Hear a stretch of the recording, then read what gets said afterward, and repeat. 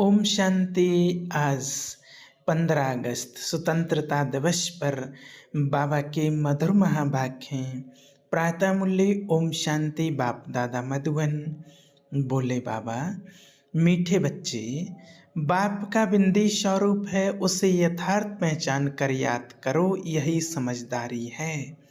आज का प्रश्न है, बेहद की दृष्टि से स्वप्न का अर्थ क्या है? इस संसार को स्वप्नवत संसार क्यों कहा गया है? उत्तर, स्वप्न अर्थात जो बात बीत गई।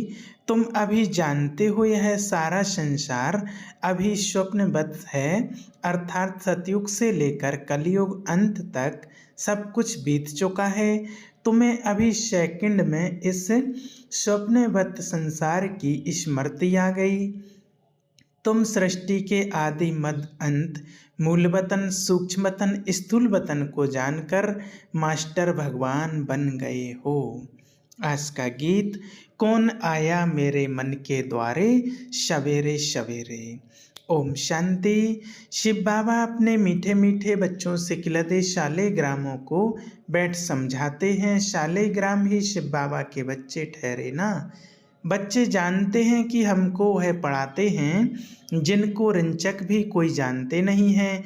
शिव के मंदिर में जाते हैं, परंतु वहाँ तो इतना बड़ा शिवलिंग देखते हैं, यह थोड़ी ही समझते हैं कि हमारा बाबा बिंदी है। जो बच्चे शिव बाबा को इतना बड़ा समझ याद करते हैं, वह करते होंगे, वह भी भोले हैं, क्योंकि वह भी रोंग है। बाप समझाते हैं कि मैं बिंदी हूँ। अब बिंदी को कोई क्या समझ सके? भल कोई कहते हैं अखंड ज्योति स्वरूप है, फलाना है, परंतु नहीं, वह है बिंदी। उनको याद करना बड़ा मुश्किल है, घड़ी घड़ी भूल जाते हैं। भक्ति मार्ग में आदत पड़ी हुई है शिवलिंग पर फूल चढ़ाने व पूजा करने की, तो वह याद रहता है, परंतु यह घड़ी घड़ी भूल जाते हैं कि हमारा बाबा बिंदी रूप है। सारे ड्रामा में उनका जो पार्ट है वह बजाते हैं। बिंदी की बैठ महिमा करेंगे क्या कि सुख का सागर शांति का सागर है, कितना छोटा बिंदी रूप है। बच्चे पूछते हैं किसको ध्यान में रखें? इन बातों को तो समझदार ही समझ सकेंगे, नहीं तो वही शिव का लिंग याद आता है जाता है। श्री कृष्ण को अच्छी रीति बुद्धि में बैठ सकता है, यह तो है बिंदी। गीत में भी कहते हैं कि याद करो तो याद ना आए कि वह सूरत कैसी है। यह भी वंडरफुल है, इतनी छोटी बिंदी है, ज्ञान का डांस करते हैं। कहा जाता है यह स्वप्नों का संसार है, बीती हुई बातों को स्वप्न कहा जाता है। स्वप्नवत संसार को बीत गया है, वह तुम्हारी बुद्धि में आता है। सारा ब्रह्मांड मूलवतन, सूक्ष्मतन, सतयुग, त्रेता, द्वापर सारा स्वप्न हो गया है। जो पास्ट हो जाता है वह स्वप्न हो गया। अब कलयुग का भी अंत है, यह स्वप्नवत संसार हुआ ना। वह हद के स्वप्न आते हैं, तुमको बेहद का बुद्धि में आता है। सूर्यवंशी, चंद्रवंशी भी सब स्वप्न हो गया। इसको कहा जाता है स्वप्नों का संसार। इतना राज्य और कोई नहीं जानते सिवाय तुम बच्चों के। सतयुग में कितने अथाह सुख थे, वह सब पास्ट हो गए। अभी तुम बच्चों की बुद्धि में आदि मध्य अंत का पूरा ज्ञान है। एक बाप की ही याद रहनी चाहिए। बाप जो समझाते हैं और कोई समझा ना सके। तुम्हारी बुद्धि में सपनों का संसार है, यह पास्ट हो गया, बुद्धि जानती है ना। तुमको ऊपर से लेकर सारी नॉलेज बुद्धि में है, आदि से अंत तक की। तुम अब त्रिकालदर्शी त्रिलोकीनाथ बन गए हो। त्रिलोकीनाथ बनने से तुम जैसे भगवान हो जाते हो। भगवान बैठ तुमको शिक्षा देते हैं। सेकंड में स्वप्न आता है ना, तो सेकंड में तुमको सारा याद आना चाहिए। बीज और झाड़ बाबा भी कहते हैं आदि मध्य अंत का मेरे पास ज्ञान है, इसलिए ही मुझे ज्ञान का सागर नॉलेजफुल जानी जाननहार कहते हैं। जानते हैं हर एक की अवस्था ऐसी ही रहेगी, एक एक की अवस्था को हम क्या बैठ जानेंगे। जो अवस्था कल पहले थी उस अवस्था में हैं, सो तो तुम भी जानते हो।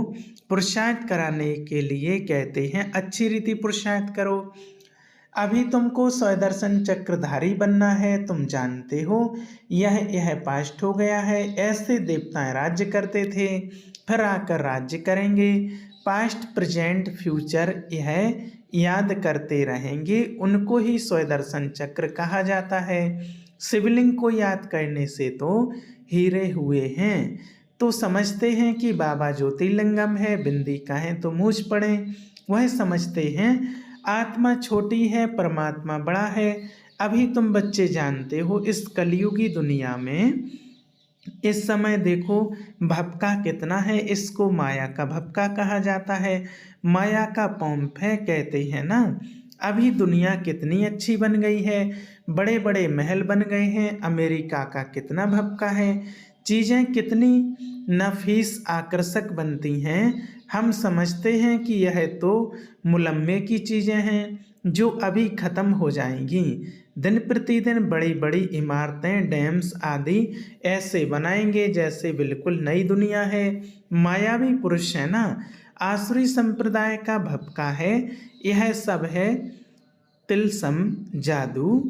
अभी गया कि गया बड़े बड़े साइंस घमंडी जो हैं उन्हों की बुद्धि में है कि यह सब खत्म हो जाएंगे। एक दो को कह देते हैं तुम इंटरफियर ना करो, नहीं तो सब खत्म हो जाएंगे।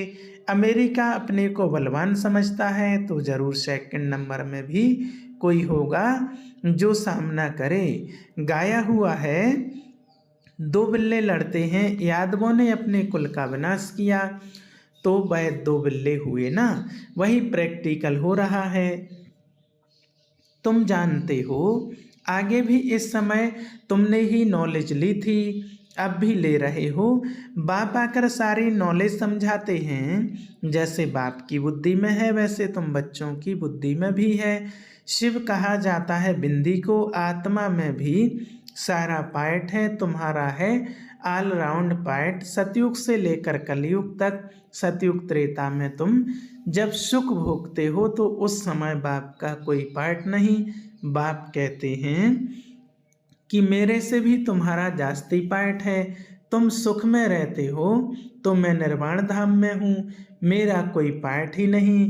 तुमने ऑल राउंड पार्ट बजाया है तो थके भी तुम होंगे, इसलिए लिखा हुआ है चरण दबाए हैं। बाप कहते हैं बच्चे तुम थक गए होंगे, तुमने आधा कल्प भक्ति की, दर दर धक्के खाए हैं। भक्ति मार्ग में भटकते भटकते तुम थक जाते हो। फिर बाप आकर उजूरा देते हैं, पुजारी से पूज्य बना देते हैं।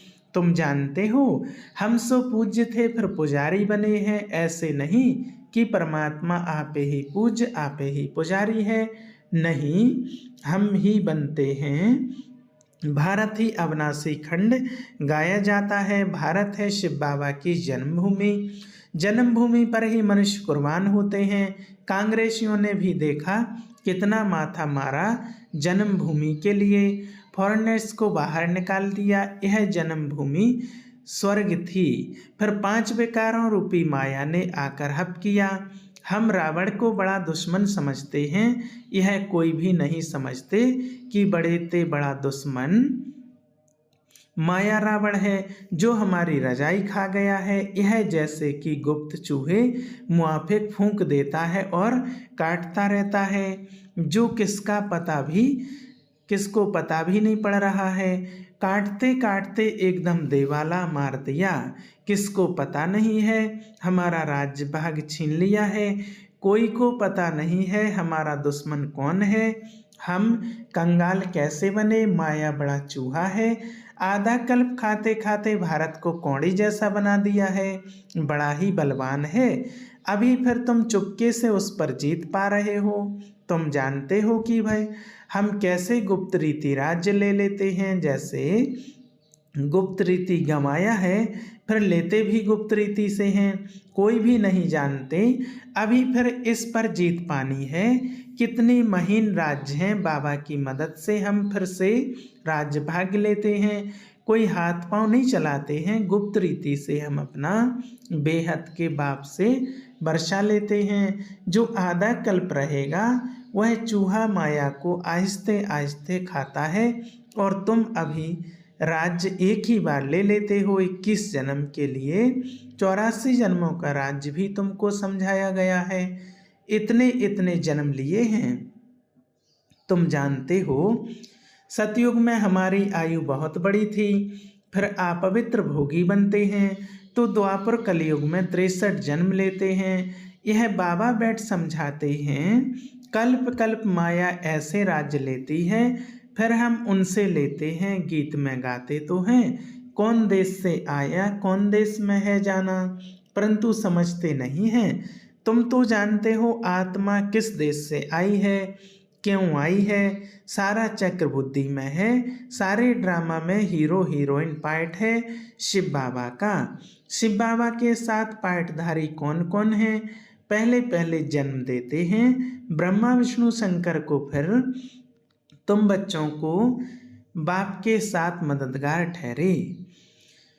तुम बाप के साथ मददगार ठहरे। बाप अपना पार्ट बजाकर अपने धाम चले जाते हैं, और तुम मददगारों को भी साथ में मुक्ति धाम में ले जाते हैं।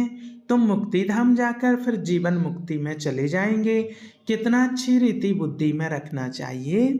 जो यह सपनों का संसार जो बीत गया, तुम जानते हो कि सतयुग त्रेता में देवी देवताएं रहते थे, अभी नहीं हैं। गीत का कितना गुह राज्य है, कैसे सपनों का संसार बुद्धि में लेकर बैठे हैं, सारा चक्र कैसे फिरता है। जो नॉलेज बाबा में है वह हमारे में भी है। बेहद के बाप में ही यह सारी बेहद की नॉलेज है। बच्चे जानते हैं यह भी स्वप्न हो जाएगा। यह बड़ी समझने और समझाने की बातें हैं। सतयुग त्रेता में यह बातें किसकी बुद्धि में होती नहीं, गुह पॉइंट मिलती रहती हैं। बुद्धि में सारा चक्र रहना चाहिए। भक्ति मार्ग क्या है, कब से शुरू होता है, इससे कुछ भी फायदा नहीं हुआ। भक्ति करते करते नुकसान में ही आ गए हैं। अब फिर से तुम कौड़ी से हीरे जैसा बनते हो। माया कौड़ी मिसल बना देती है। बाबा ज्ञान डांस सिखलाते हैं, फिर वहाँ जाकर तुम डांस करेंगे। यह बातें बड़ी वंडरफुल जानने लायक हैं। यहाँ की रस्म रिवाज वहाँ बिल्कुल नहीं होती है। वह है ही वॉइसलेस वर्ल्ड, वहाँ माया का नाम निशान नहीं होता। पहले तुम बाबा को याद करो, बरसा तो ले लो, बाकी वहाँ की रस्म रिवाज जो होगी वह चलेगी। वहाँ की रस्म रिवाज सब नहीं होंगी। वहाँ यह उत्सव आदि होंगे नहीं। यहाँ गमी उदासी रहती है, तब साधमाना उत्साह दिलाने वाले उत्सव मनाते हैं। वहाँ तो नित्य है ही। साधमाना रोने की दरकार नहीं रहती है, उत्सव मनाने की बात नहीं रहती। सदैव हमारे बड़े दिन होंगे। वहाँ शादी भी धूमधाम से होती है, दहेज मिलता है, दास दासियाँ मिलती हैं। बाकी त्योहार आदि की दरकार नहीं रहती। यह है ही संगम के त्योहार जो भक्ति मार्ग में मनाए जाते हैं। वहाँ तो सदैव खुशियाँ ही खुशियाँ हैं। अच्छा, मीठे मीठे सिकलदे बच्चों प्रति माता पिता बाप दादा का याद प्यार और गुड मॉर्निंग। रूहानी बाप की रूहानी बच्चों को नमस्ते। हम रूहानी बच्चों की रूहानी बाप दादा को याद प्यार और गुड मॉर्निंग। नमस्ते नमस्ते। शुक्रिया बाबा, शुक्रिया। धारणा के लिए मुख्यार स्वदर्शन चक्र फराते माया पर गुप्त रीति विजय प्राप्त करनी है। बाप समान नॉलेजफुल होकर रहना है। दूसरा, बाप जो है जैसा है उसे यथार्थ बिंदी रूप में जानकर याद करना है। बिंदु बन बिंदु बाप की याद में रहना है, भोला नहीं बनना है। आज का वरदान, बाप के डायरेक्शन प्रमाण सेवा समझ हर कार्य करने वाले सदा अथक और बंधन मुक्त भव। प्रवृत्ति को सेवा समझकर संभालो, बंधन समझकर नहीं। बाप ने डायरेक्शन दिया है, योग से हिसाब किताब चुकतू करो।